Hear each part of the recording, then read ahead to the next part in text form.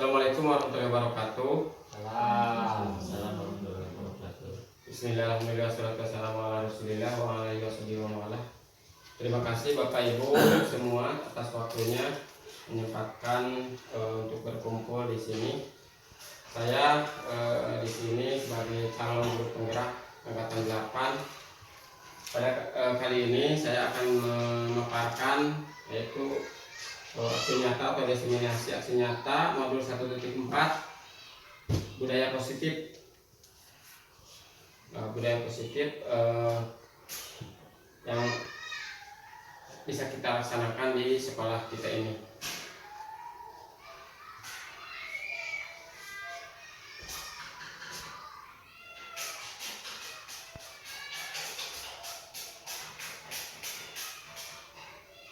Baik Bapak Ibu, apa saja yang termasuk budaya positif ini?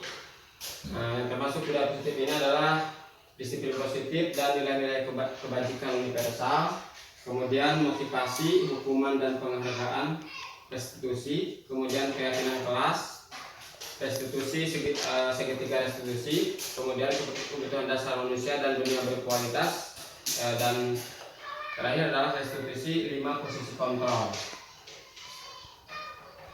Namun saya di sini akan memaparkan sebagian dari budaya positif ini karena mungkin waktu tidak akan cukup jika dipaparkan secara keseluruhan. Yang pertama kita harus tahu dulu tentang apa itu budaya positif. Budaya positif itu adalah budaya yang dibangun di sekolah atau lingkungan belajar yang mendorong dan mendukung pengembangan keterampilan dan pengetahuan guru dalam pengajaran dan pembelajaran. Kemudian bagaimana penerapan budaya positifnya itu? Yang pertama, dalam budaya positif itu meliputi 6 hal. Yang pertama adalah perubahan paradigma stimulus respon, kemudian konsep disiplin positif, yang ketiga keyakinan kelas, yang keempat pemenuhan 5 kebutuhan dasar manusia, yang kelima 5 posisi kontrol, dan terakhir segitiga restitusi. Baik, yang pertama tentang perubahan paradigma stimulus respon. Nah, perubahan paradigma stimulus respon itu adalah membangun budaya yang positif. Sekolah perlu menyediakan lingkungan yang aman dan nyaman agar murid-murid mampu berpikir, bertindak, dan mencipta dengan merdeka, mandiri, dan bertanggung jawab. Salah satu strategi yang perlu ditinjau ulang adalah bentuk disiplin yang dijalankan selama ini di sekolah. Tentang keyakinan kelas. Nah, seperti kita ketahui bahwa dalam awal pembelajaran itu kita mengenalkan tentang tata tertib. Kalau dahulu itu tata tertib atau peraturan kelas. Nah, sekarang sebaiknya Bapak Ibu mengenalkan tentang keyakinan kelas atau kesepakatan kelas. Ini bisa melibatkan siswa secara langsung. Jadi keyakinan kelas atau kesepakatan kelas itu siswa yang menggali tentang pendapat-pendapat tentang kesepakatan kelas. Jadi siswa akan menghargai guru menghargai tentang pendapat-pendapat siswa, yang akhirnya nanti siswa akan ikut bertanggung jawab terhadap kesepakatan atau keyakinan kelas yang mereka buat dengan guru. Jadi kita membuat peraturan atau tata tertib kelas itu, kalau sekarang dikenal dengan keyakinan kelas, melibatkan siswa secara langsung. Nah, bisa menggunakan dengan seperti ini. Nah, ini nanti siswa disuruh menuliskan di ini, kemudian ditempel di karton ataupun misalkan di papan tulis. Nah, nanti siswa akan menuliskan pendapatnya, misalkan tidak boleh datang terlambat, seperti itu ya. Misalkan di sini dalam pembentukan keyakinan kelas 1, keyakinan kelas bersifat lebih abstrak daripada peraturan yang lebih rinci dan konkret. Kemudian yang kedua, keyakinan kelas berupa pernyataan-pernyataan universal. Kemudian yang ketiga, pernyataan keyakinan kelas senantiasa dibuat dalam bentuk positif. Ya, kemudian 4, keyakinan kelas hendaknya tidak terlalu banyak sehingga mudah diingat dan dipahami oleh semua warga kelas. Maksimal kalau yang kami kemarin dilaksanakan waktu prakarya maksimal 10 buah supaya tidak terlalu banyak, tapi ya tergantung kebutuhan juga begitu ya. Kemudian Yang kelima, keyakinan kelas sebaiknya sesuatu yang dapat diterapkan di lingkungan tersebut, ya, tidak memberatkan siswa misalkan dengan apa gitu, jadi disesuaikan saja dengan yang bisa dilaksanakan di tempat kita masing-masing. Kemudian yang keenam, semua warga kelas hendaknya ikut berkontribusi dalam pembuatan keyakinan kelas lewat kegiatan suara pendapat seperti yang tadi saya sampaikan. Kemudian yang ketujuh, bersedia meninjau kembali keyakinan kelas dari waktu ke waktu, misalkan apabila tidak efektif dalam waktu 1 bulan, ditinjau kembali bersama dengan siswa, bisa ditambah atau dikurangi, ya, seperti itu. Itu tentang keyakinan kelas. Kemudian yang keempat, pemenuhan 5 kebutuhan dasar manusia. Nah, di sini semua yang dilakukan adalah usaha terbaik kita untuk mendapatkan apa yang kita inginkan. Ketika kita mendapatkan apa yang kita inginkan, sebetulnya saat itu kita sedang memenuhi satu atau lebih dari satu kebutuhan dasar kita itu. Ya, yang pertama misalkan satu kebutuhan untuk bertahan hidup, atau dalam bahasa Inggrisnya adalah survival. Yang kedua, cinta dan kasih sayang, love and belonging, kebutuhan untuk diterima. Kemudian yang ketiga, kebebasan atau freedom, kebutuhan akan pilihan. Kemudian yang keempat, kesenangan atau fun, kebutuhan akan rasa senang. Dan yang kelima adalah penguasaan atau power, kebutuhan kemampuan atas kemampuan.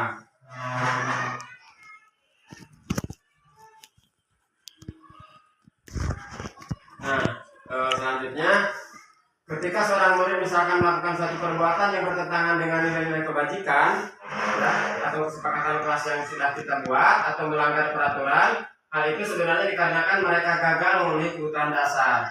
Kebutuhan dasar mereka. Murid kita juga mempunyai gambaran dunia berkualitas mereka. Tentunya sebagai guru kita ingin mereka memasukkan hal-hal yang bermakna dan nilai-nilai kebajikan yang hakiki di dalam dunia berkualitas mereka. Bila guru dapat membangun interaksi yang memberdayakan dan memerdekakan murid, maka murid akan meletakkan dirinya sendiri sebagai individu yang positif dalam dunia berkualitas, karena mereka menghargai nilai-nilai kebajikan yang mereka sepakati dengan kita, gitu ya. Jadi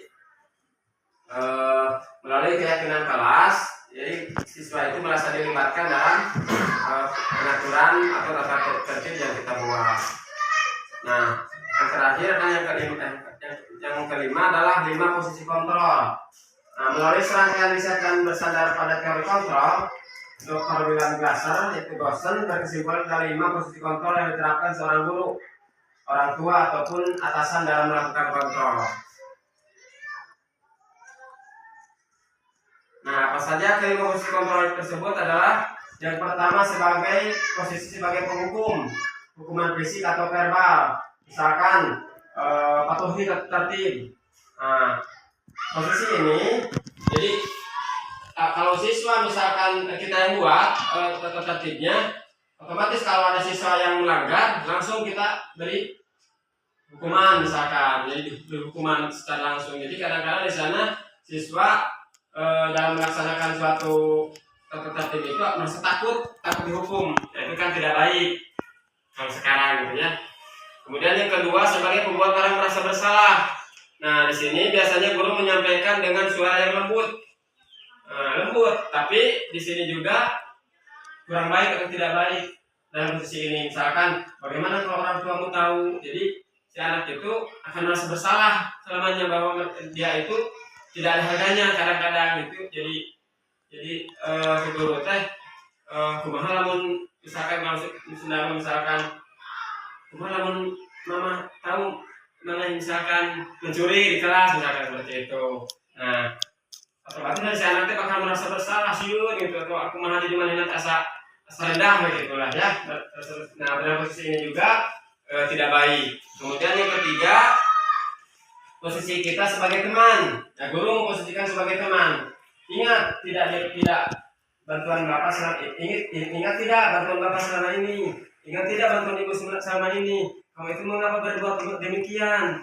Kamu itu seharusnya tidak boleh seperti itu. Nah, itu kan sebagai teman. Jadi ketika guru tidak membantu misalkan terhadap permasalahan siswa, misalkan tidak bisa menulis, misalkan kalau siswanya tidak bisa menulis dibantu oleh guru, dibantu.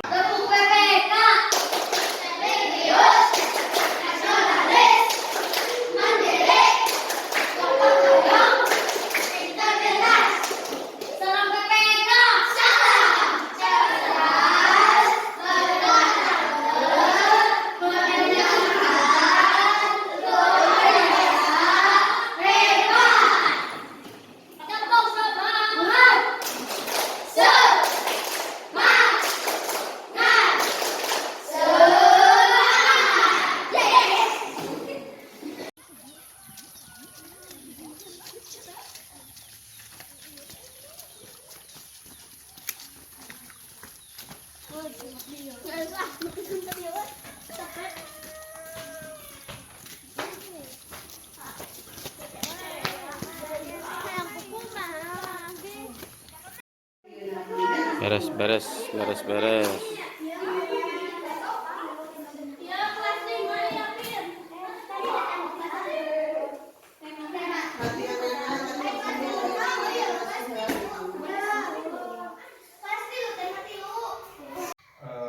Salah gimana? Penanaman dia teh penanaman budi pekertinya disebut teh budi pekerti atau nanti karakter supaya hidup teh kebiasaan di rumah. Sekarang misalnya menuju hari libur, sarang hari-hari biasa kan ya kebiasaan sholat duha bersama teh hanya dilaksanakan hari Jumat. Nah di hari-hari biasa kurang biasa ke di bumi. Nah di bumi teh tapi kita pamit berangkat ke sekolah mah di sekolah kita naon.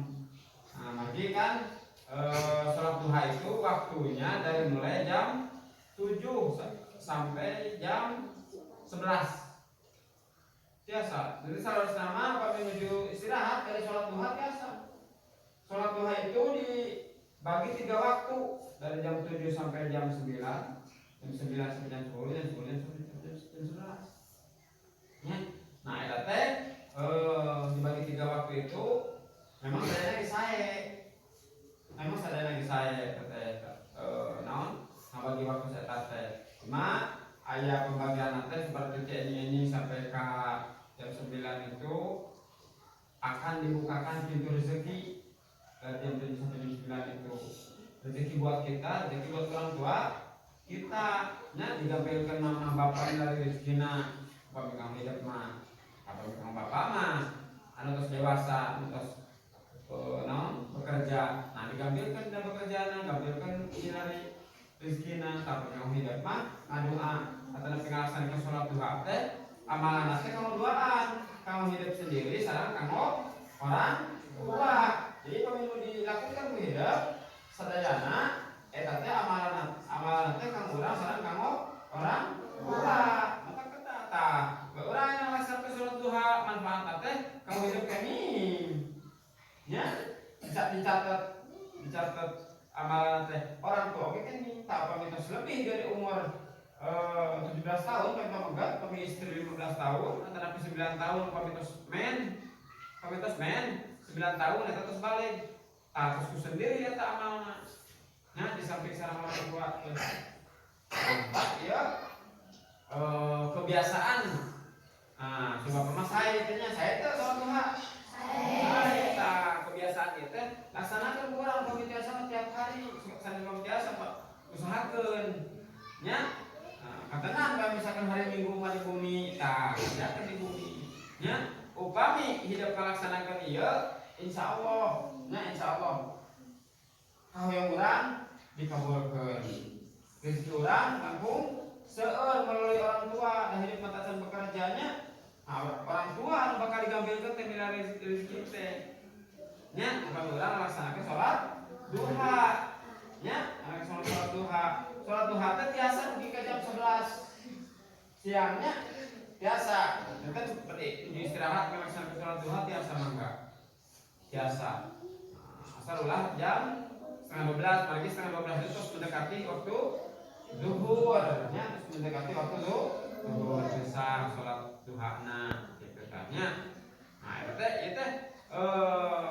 penanaman budi pekerti, penanaman karakter itu hidup teh ditanamkeun dina diri dina hidup teh laksanakeun tapi nuju libur oge. Harus teh? Harus. Itu salah satu urang naon? Belajar teh insyaallah. Sok, Assalamualaikum warahmatullahi wabarakatuh.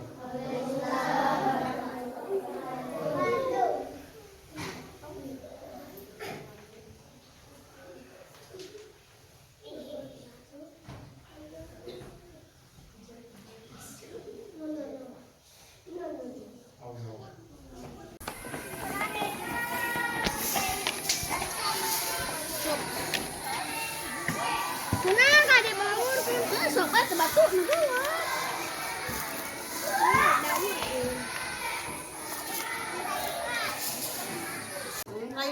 Bismillahirrahmanirrahim.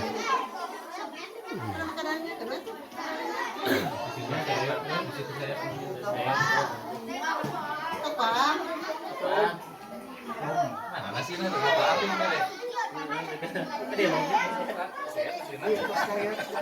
Dia yang numpuk di dia nasinya. Kamu tuh apaan?